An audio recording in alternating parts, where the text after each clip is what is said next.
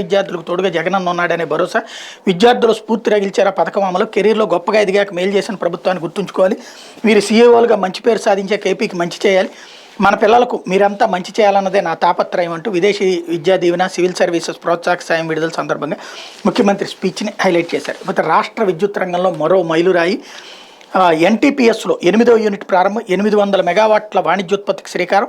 సిఓడిపై AP Genco, డిస్కంలు, Transco, AP PCC ప్రతినిధుల సంతకాలు. రాష్ట్ర గ్రిడ్ డిమాండ్లో 55 నుంచి 60% ఇచ్చే స్థాయికి జెన్కో. ఆంధ్రప్రదేశ్ విద్యుత్ ఉత్పాదన సంస్థ మరో మైలురాయిని అధిగమించింది. ఎన్టీఆర్ జిల్లా ఇబ్రహీంపట్నంలో డాక్టర్ ఎన్టీపీఎస్లోని 8వ యూనిట్ వాణిజ్యోత్పత్తికి విజయవంతంగా శ్రీకారం చుట్టింది. కొత్తగా నిర్మించిన 800 మెగావాట్ల 8వ యూనిట్ 72 గంటల పాటు నిర్విరామంగా 100% పైగా సామర్థ్యంతో పనిచేయడంతో బుధవారం ఉదయం 10:45 గంటలకు విద్యుత్ వాణిజ్యోత్పత్తి కమర్షియల్ ఆపరేషన్ డేట్ సిఓడి ప్రారంభమైంది.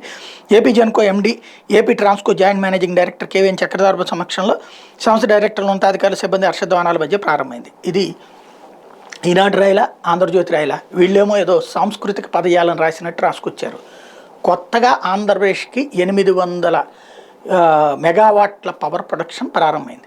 అదే తెలుగుదేశం అయితే చంద్రబాబు నాయుడు గారు స్వయంగా వెళ్ళి రిబ్బన్ కట్ చేసి లేదంటే భారీ హంగామా చేసి ఉండేవాడు. వీళ్ళకి అది చేత కాదు. రెండో పాయింట్ వచ్చేటప్పటికి 800 మెగావాట్లు గవర్నమెంట్ ప్రొడక్షన్. ఎన్టీటీపీఎస్ అంటే నార్ల తాతారావు గారి పేరుతో పెట్టింది. ఒకప్పుడు విజయవాడ థర్మల్ పవర్ స్టేషన్ వీటీపీఎస్ని నార్ల తాతారావు పవర్ స్టేషన్ కిందకి మార్చారు.